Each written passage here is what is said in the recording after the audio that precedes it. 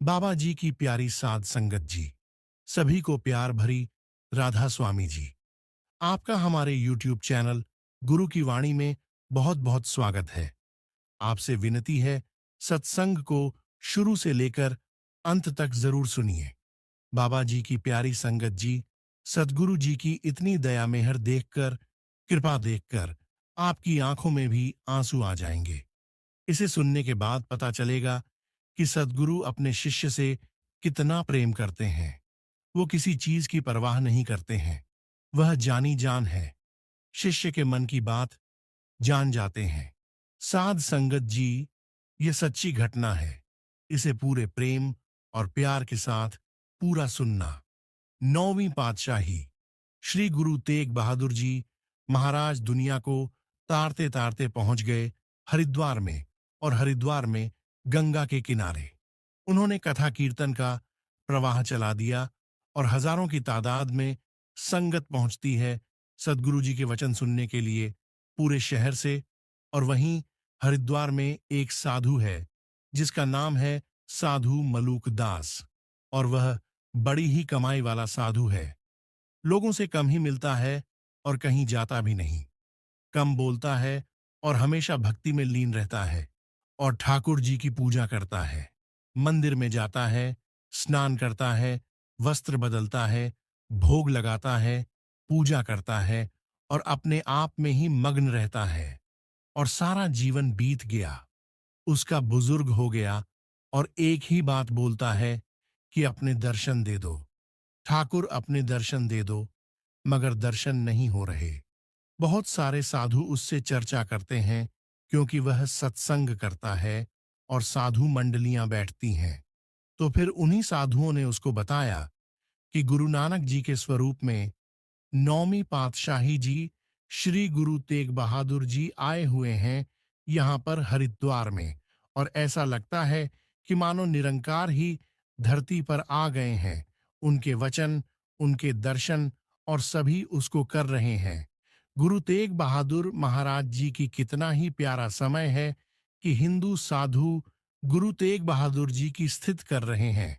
गुरु तेग बहादुर साहब जी हरिद्वार में कथा कीर्तन कर रहे हैं, और आज की तारीख में तो लोग खड़िए हो जाएं तलवारें लेकर। दूसरे धर्म की बात ही नहीं भाती। असल में दूसरा बचता ही कहाँ है। अव्वल अल्लाह नूर उपाया, कुदरत के सब बंदे एक नूर ते सब जग उपजा। कौन भले को मंदे, कौन अच्छा है कौन बुरा है, क्योंकि जब है ही एक, जब परमात्मा है ही एक। और जब साधु मलूक दास ने उस वक्त सुनी गुरु तेग बहादुर महाराज की, तो मन में चाह पैदा हो गया कि जाऊं और उनसे जाकर विनती करूं कि मुझे अभी तक दर्शन क्यों नहीं हुए। यात्रा खत्म होने को आ गई है, उस अवस्था की प्राप्ति नहीं हो रही। जब रोम रोम में सिमरन चल पड़े, वह अवस्था नहीं मिल रही जिसके लिए वह भक्ति कर रहा है। इसलिए साध संगत जी, बड्ढे ध्यान से श्रवण करना इस कथा को। मन बनाया कि गुरु तेग बहादुर जी के दर्शन के लिए जाएं। ज्ञान था उसको कि महापुरुषों के पास खाली हाथ नहीं जाया करते। फिर उसने अच्छे अच्छे वस्त्र निकाल लिए, फ्रूट खरीदे, टोकरी बनाई फ्रूट की, फलों की, और बड़ी ही श्रद्धा भावना से लेकर चलने ही वाला था कि कोई आ गया, और कौन आ गया जिससे बचने की ताकीद की है। कहने लगा, मलूक दास जी कहाँ जा रहे हो? मंदिर में आ गया कोई। फिर मलूक दास कहने लगे, श्री गुरु तेग बहादुर जी के दर्शन करने, उनके लिए यह सब सामान निकाला है, उनके चरणों में रखकर नमस्कार करूंगा। वह कहने लगा कि कहाँ जा रहे हो, कौन सी गलती कर रहे हो? मलूकदास कहने लगा, गलती गुरु नानक देव जी, महाराज की गद्दी के मालिक हैं वह। फिर वह कहने लगा, नहीं, वह गुरु नानक देव वाली बात नहीं है। नानक और थे और यह और है। गुरु नानक तो कितना सादा जीवन जीते थे, ये तो ठाठ बांट में जीते हैं। उसने निंदा करनी शुरू कर दी। श्री गुरु तेग बहादुर जी महाराज की कौन आज्ञा, निंदक के गले नहीं आ गया। इसीलिए कहा है, साकत संग ना कीजिए, दूर जाइए, भाग भाग जा। इसे देखकर महापुरुष तो यहां तक कहते हैं, अगर कोई निंदक आ जाए तुम्हारे पास, चाहे झूठ बोलना पड़ रहे, तो झूठ बोलकर भी वहां से निकल जाओ। और फिर साथ ही मुंह पर कह दे कि निंदा करनी है तो मुझसे बात मत कर। फिर चाहे वह नाराज हो जाए, क्योंकि वह तुम्हें नरकों में लेकर जा रहा है और तुम्हें उसकी परवाह पड्डी है। और फिर आ गया निंदक मलूकदास जी के पास, और वह इसे रोक न पाए, और फिर निंदा करता गया गुरु तेग बहादुर जी की। तो फिर यह सुनकर मलूकदास के मन में शंका आ गई, साधु के मन में शंका आ गई कि शायद यह सच ही कह रहा है, वह बात नहीं होगी। और जो सारा सामान निकाल कर रखा था ना जाने के लिए गुरु साहब जी के पास, तो वह सारा का सारा सामान वापस रख दिया और दर्शन करने नहीं गया। और देखो कहाँ जा रहा था, गुरु नानक देव जी के दर्शन करने पर। और किसी ने आकर टोक दिया, निंदा कर दी, शंका उत्पन्न कर दी, और बैठ गया वापस। इसलिए महापुरुष कहते हैं कि एक बार भी गुरु का नाम जपा हुआ व्यर्थ नहीं जाता है। और इसकी तो दिन रात की भक्ति और सच्ची भक्ति थी, इसलिए फल तो लगना ही था। अगर हमारे जैसा कोई होता तो सारा जीवन छूट जाता। उसके साथ यह घटना घटी। मलूकदास गलती कर बैठा, निंदक से मिल बैठा, उसकी बातों में आकर उसकी श्रद्धा कम हो गई, मन में शंका पैदा हो गई, श्रद्धा कम हो गई, सामान रख दिया वापस। और फिर अगले दिन जैसे उसका नाम था, तो सुबह उठा, खुद स्नान किया, सुच्चे वस्त्र पहने और ठाकुर जी को स्नान करवाया, सच्चे वस्त्र पहनाए, और भोग का थाल जो भोजन बनाया था, तो उसे आगे रखकर कह रहे हैं, खाओ। क्योंकि भगत नामदेव जी ने भी यही कहा था। दूध आगे रखकर कहा था कि दूध पियो, दूध पियो, दूसरों से पीते हो, मेरे हाथ से नहीं पीते। बोलते रहे, बोलते रहे। भक्त नामदेव जी जब पहली बार दर्शन हुए, उस वक्त की घटना है ये। ठाकुर भी परेशान हो गए। फिर आवाज आई उस मूर्ति में से कि नामदेव, पत्थर की मूर्ति भी कभी दूध पीती है। साध संगत जी, उस वक्त भगत नामदेव जी की अवस्था देखो। कहने लगे, ठाकुर, अगर पत्थर की मूर्ति दूध नहीं पीती तो पत्थर की मूर्ति बोलती भी नहीं। और यही मलूकदास के साथ हुआ, यही घटित हुआ। भोग लगाने के लिए कह रहे हैं। फिर आवाज आई कानों में कि मलूकदास, इतनी तेरी तपस्या, इतना तुझे ज्ञान, और इतनी बड़ी गलती कर बैठा। रोज भोग लगाकर कहता है कि दर्शन दो, दर्शन दो। और अब दर्शन देने आए हैं तेरे पास शरीर में, और तू दर्शन करने आ। नहीं रहा। फिर मलूकदास ने सोचा कि आवाज कहां से आई। मूर्ति की तरफ देख रहे हैं, कोई है नहीं, और फिर से कंफ्यूज हो गया कि लगता है मेरे कान बज रहे हैं। फिर कहने लगा कि आसपास कोई है ही नहीं, और मैं दर्शन करने जा रहा था श्री गुरु तेग बहादुर जी महाराज के, और मैं गया नहीं। ये दोनों बातें कनेक्ट हैं। दूसरी बार आवाज नहीं आई फिर से, क्योंकि श्रद्धा कम कर गया था, वह निंदक शंका पैदा कर गया था। आखिर में मन यह बना कि हे गुरु नानक देव पातशाह, हे गुरु तेग बहादुर साहब जी महाराज, अगर यह आवाज सच्ची है तो मुझे सेवादार भेजकर बुलाओ अपने पास। अगर आप अंतर्यामी हैं, सब जानते हैं कि मैं किसी निंदक की बातों में आकर रुक रहा हूं, तो मेरी शंका का निवारण करो। किसी को भेजकर मुझे बुलाओ। तो फिर वहां पर हर द्वार में संगत से घिरे हुए हैं श्री गुरु तेग बहादुर साहब जी। और फिर अपने सेवादारों से कहा कि पालकी लेकर आओ, और कहने लगे कि यहां पर एक साधु रहता है, मलूकदास, बहुत कमाई वाला है। पालकी लेकर जाओ और उसे पालकी में बिठाकर लेकर आना, कहना कि हमने बुलाया है। और सेवादार पहुंच गए पालकी लेकर साधु मलूकदास के पास। और फिर मलूकदास देखकर हैरान, हाथ पांव कांप रहे हैं और आंखों से आंसू गिर रहे हैं, और अपने आप को संभाल नहीं पा रहा है। जब सेवादारों ने आकर कहा कि 9वें गुरु श्री गुरु तेग बहादुर जी महाराज ने आपको बुलाया है और रो पड्डहा, नंगे पांव चल पद्दहा। सेवादार कहने लगे, नहीं चलने देंगे नंगे पांव, क्योंकि हमें हुक्म है पालकी में लेकर आना, आपकी कमाई बहुत है। फिर वो हाथ जोड़ कर कहने लगा कि मेरी कमाई किसी काम की नहीं, क्योंकि आप नहीं जानते मैं कितनी बद्धी भूल कर बैठा था। मैं पैदल ही जाऊंगा, नंगे पांव ही जाऊंगा।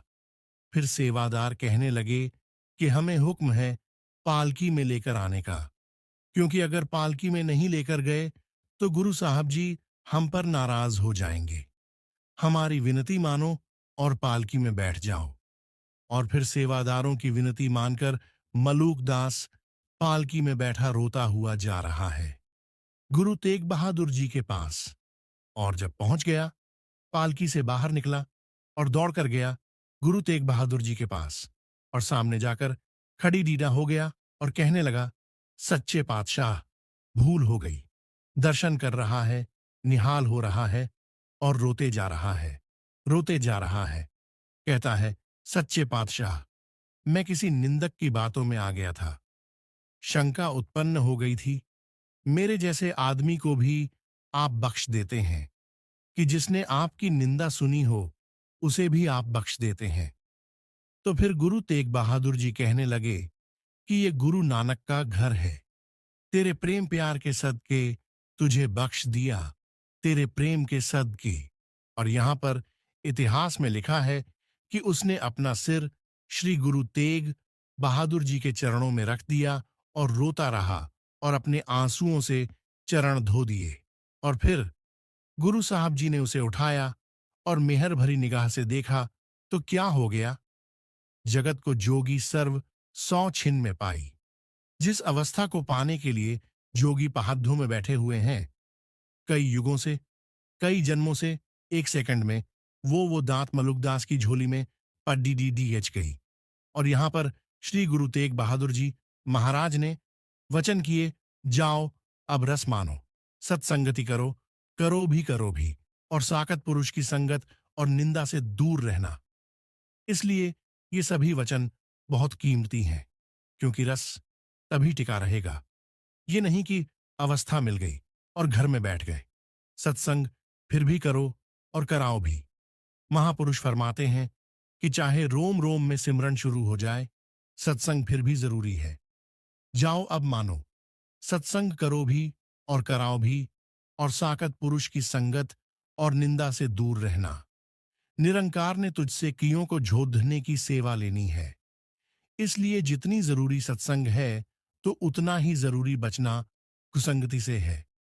सबकी किस्मत में ऐसी सेवा, ऐसा भाव, ऐसा प्रेम नहीं होता कि निंदा सुनने के बाद भी बैठ जाएं तो गुरु खुद बुला ले। हमारी इतनी भक्ति है कहाँ? इसलिए ध्यान देना कि जब भी नितनेम कम हो रहा है, जब भी गुरु के प्रति श्रद्धा कम हो रही है और सेवा कम हो रही है, तो समझ लेना कि गलती हो रही है, किसी शाक्त पुरुष की संगत हो रही है।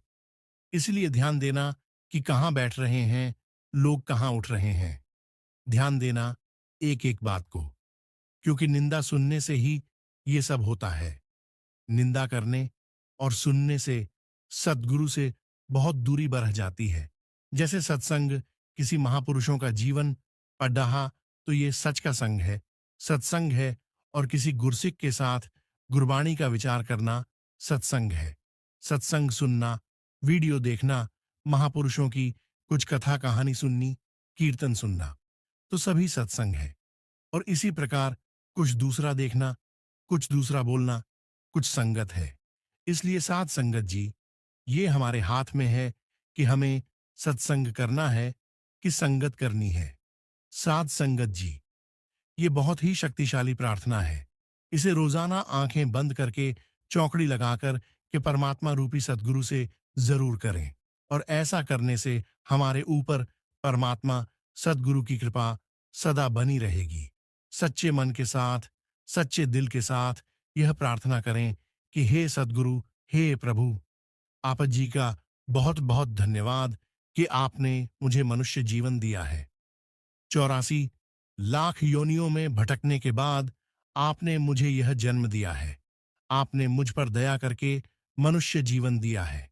इसके लिए मैं आप जी का बहुत बहुत आभार प्रकट करता हूँ। आपने मुझे स्वस्थ शरीर दिया और अच्छा परिवार दिया। मैं इसके लिए भी आप जी का बहुत बहुत धन्यवाद करता हूँ। आपने मुझे जीवन जीने का तरीका बताया है। मैं इसके लिए भी आप जी का बहुत बहुत धन्यवाद करता हूँ। हे प्रभु, हे परमपिता, आप जी ने मुझे अच्छी नौकरी दी है, अच्छा कारोबार दिया है। इसके लिए भी मैं आप जी का कोटि कोटि धन्यवाद करता हूँ। हे प्रभु, हे परमपिता परमेश्वर, आप जी ने मुझे रहने के लिए अच्छा घर दिया है, आराम करने के लिए अच्छे बिस्तर दिए हैं। मैं इसके लिए भी आपका बहुत बहुत धन्यवाद करता हूँ। हे प्रभु, हे परमपिता परमेश्वर, मेरे जीवन में आने वाली सभी बाधाओं को दूर करने के लिए मैं आपका सदा ही आभारी रहूंगा। हे प्रभु, हे सतगुरु, मुझे अपने आप पर गर्व है कि मैं आपकी संतान हूँ। आपने मुझे लायक समझा, मुझे नाम की बख्शीश देकर काबिल समझा, तो मैं इसके लिए आपका आभारी हूँ। हे प्रभु, मुझे हर समय मुश्किलों से बचाने के लिए, सही मार्ग दिखाने के लिए मैं आपका बहुत बहुत धन्यवाद करता हूँ। प्रभु, परमपिता परमेश्वर, मेरे जीवन को खुशी और सफलता से भरपूर करने के लिए मैं आपका सदैव ही आभारी हूँ। प्रभु, ब्रह्मांड और इस पृथ्वी को गति देने वाली शक्ति का मैं हृदय से आभार प्रकट करता हूँ, और उस हर पल के लिए जो मैं इस पृथ्वी पर बिता रहा हूँ, तो उस हर पल के लिए हे प्रभु, मैं आपका आभारी हूँ। मेरे जीवन को एक सफल जीवन बनाने के लिए हे परमपिता परमेश्वर, मैं आपका बहुत बहुत धन्यवाद करता हूँ। हे प्रभु, सद्गुरु, मैं आपका कोटि कोटि धन्यवाद करता हूँ कि आप जी ने मुझे स्वस्थ शरीर दिया और मुझे स्वस्थ सकारात्मक दिमाग देने के लिए। हे प्रभु, मैं आपका सदा ही आभारी हूँ, मेरी सोच को एक सकारात्मक रूप देने के लिए। हे सद्गुरु, हे परमपिता परमेश्वर, मैं आपका सदा ही धन्यवाद करता हूँ, और हे सद्गुरु जी, मैं आपका सदा ही आभारी रहूंगा। हे परमपिता परमेश्वर, हे प्रभु, आप जी ने मुझे जो कुछ भी दिया है, उन सभी के लिए मैं सच्चे दिल के साथ आपका धन्यवाद करता हूँ और आपका सदैव आभारी रहूंगा। प्रभु, हर सांस के लिए जो मैं ले रहा हूँ और हर प्राणवायु के लिए जिससे मैं जीवित हूँ, उस प्राणवायु के लिए आपका आभारी हूँ। मुझे जीवित रहने के लिए आपने मुझे ये प्राणवायु और ये सांसें बख्शी हैं। परमपिता परमेश्वर, सद्गुरु जी, उस प्रत्येक वस्तु का जिसका उपयोग करके मैं अपने जीवन को सरल बनाता हूँ, तो उन सभी वस्तुओं के लिए आपका बहुत बहुत धन्यवाद करता हूँ और आभारी हूँ। प्रभु परमपिता परमेश्वर, मेरे इस शरीर को और मेरे दिमाग को स्वस्थ रखने वाले उस भोजन के लिए जो आपने मुझे दिया है, उसके लिए आपका कोटि कोटि धन्यवाद करता हूँ। आपका सच्चे दिल से आभारी हूँ। परमपिता परमेश्वर, इस भोजन को देने के लिए मैं सदैव ही आपका आभारी रहूंगा। हे प्रभु, हे परमपिता परमेश्वर, मेरे घर में, मेरे परिवार में और परिवार के प्रत्येक जीव को स्वस्थ रखने के लिए मैं आपका बहुत बहुत धन्यवाद करता हूँ और आपका सदैव आभारी रहूंगा। इसलिए हे परमात्मा, आपने मुझे संपन्न और खुशहाल परिवार दिया, जिसके लिए मैं आपका हृदय से आभारी हूँ। प्रभु परमपिता परमेश्वर, मुझे सज्जन और अच्छे सलाहकार, अच्छे मित्र और अच्छे सगे संबंधी देने के लिए आपका कोटि कोटि धन्यवाद करता हूँ और आपका हृदय से आभारी हूँ। मुझे मेहनती इंसान बनाने के लिए मैं आपका सदैव आभारी हूँ। हर किसी से प्रेम करने का, हर किसी से प्यार करने की, हर किसी जीव आत्मा में आपको देखने की, जो मुझे आपने बुद्धि दी है, शक्ति दी है।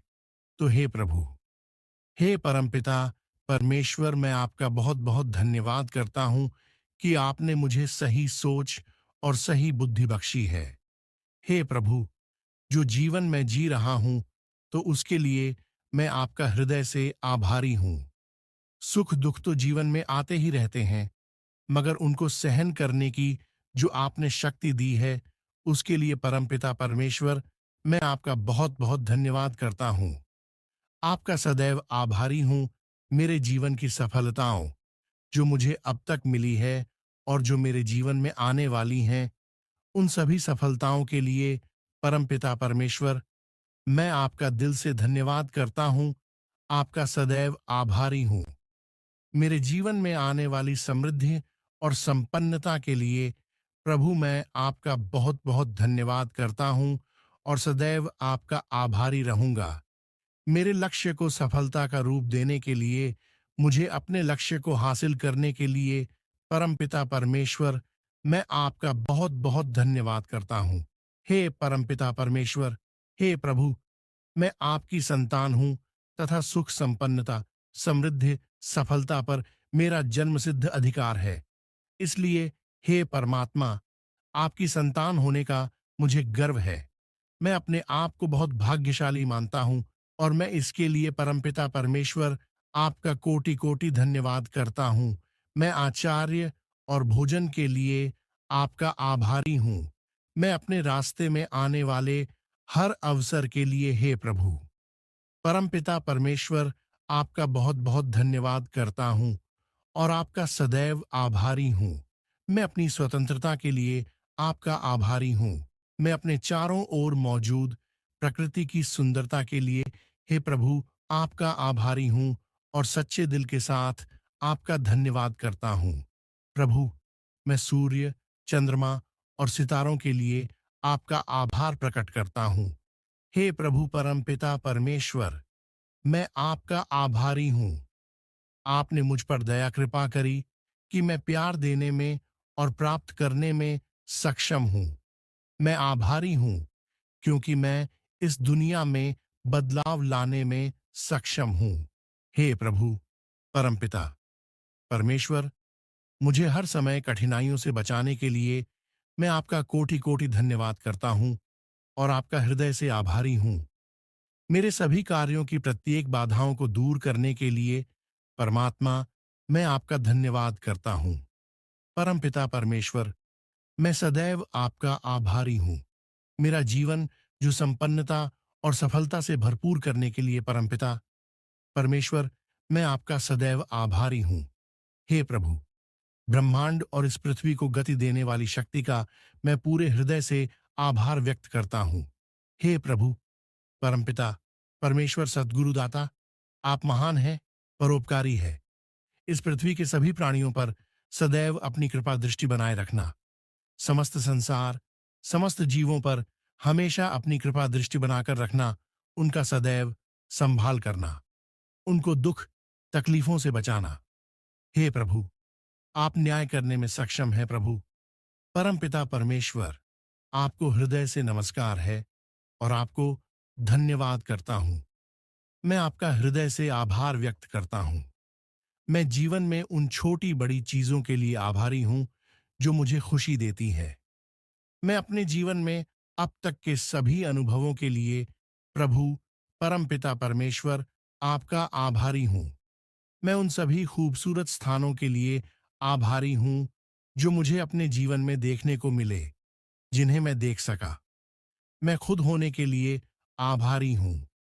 हे प्रभु परमेश्वर, मैं उन सभी सुविधाओं के लिए आपका कोटि कोटि आभारी हूँ जो मैं उपयोग करता हूँ, जो आपकी कृपा से मेरे पास है, और यह सब कुछ आपकी कृपा से ही है।